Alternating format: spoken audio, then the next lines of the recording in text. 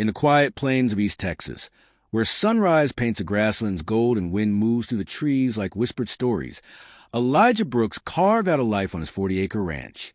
A former military engineer, now in his early 50s, Elijah wasn't loud or confrontational. He didn't like attention. All he wanted was peace, wide open space as cattle, and the kind of silent city folks pay good money to escape. He bought the land outright 15 years ago. No mortgage, no debt.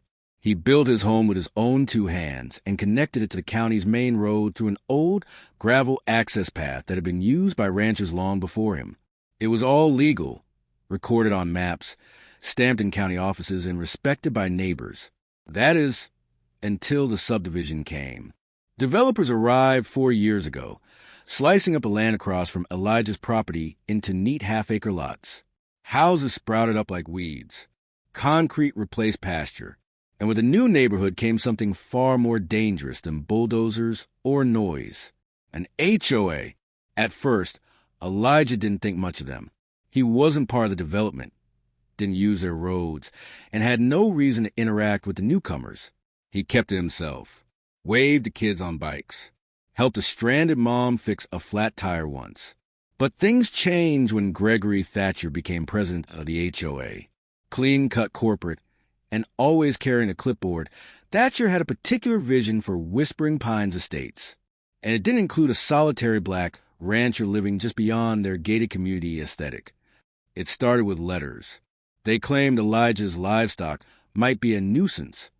Then came complaints about unauthorized access to the road, even though Elijah had the original right-of-way dating back to 1972. Finally, there was an offer, thinly veiled as a suggestion, that Elijah sell property for a fair price so it could be redeveloped in alignment with neighborhood standards. Elijah laughed it off until the fence appeared. One crisp Monday morning, Elijah drove his truck down to his east entrance, the one that connected to County Road 89, and slammed on his brakes. There, right across his access road, was a brand-new 7-foot steel fence. No warning, no explanation.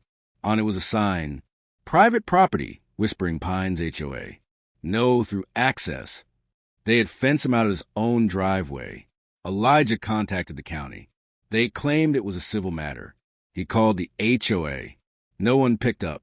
He attended their monthly meeting and was told coldly that non-members could not speak.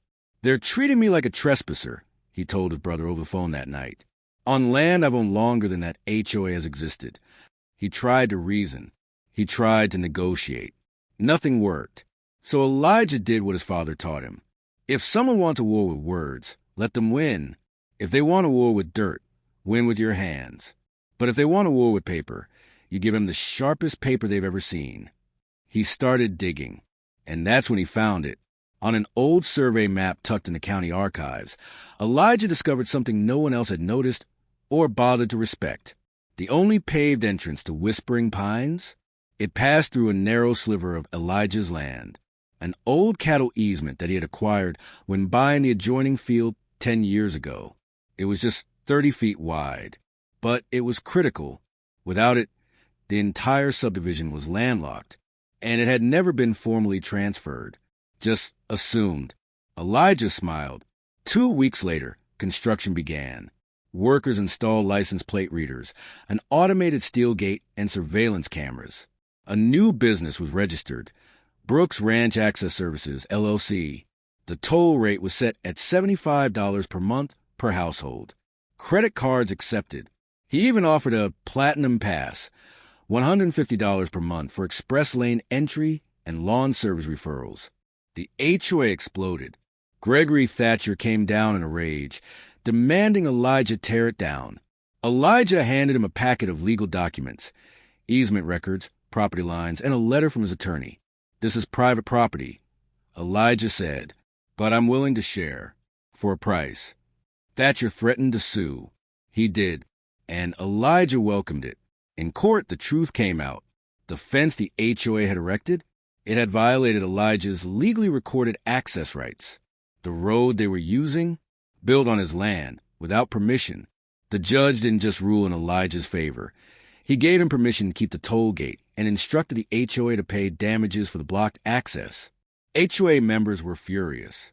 Some called the gate racist. Others accused Elijah of being unneighborly. But most of them, quietly, just signed up for the monthly plan because they had no choice. Elijah didn't gloat. He didn't rant online. He just kept building. With the new revenue, he paved both his private roads, expanded his barn, and bought 2 more acres. He even offered free access to emergency services and school buses because, as he put, I may own the gate, but I don't want to own their fear. Neighbors eventually started waving again.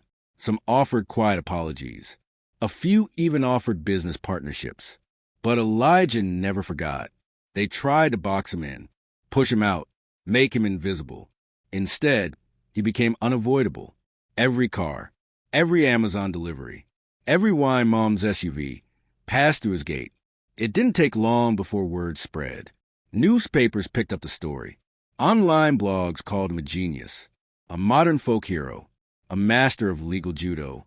But Elijah didn't care about fame. He cared about ownership. He always said, they thought I was just a landowner. They forgot I'm also the gatekeeper. And that steel gate?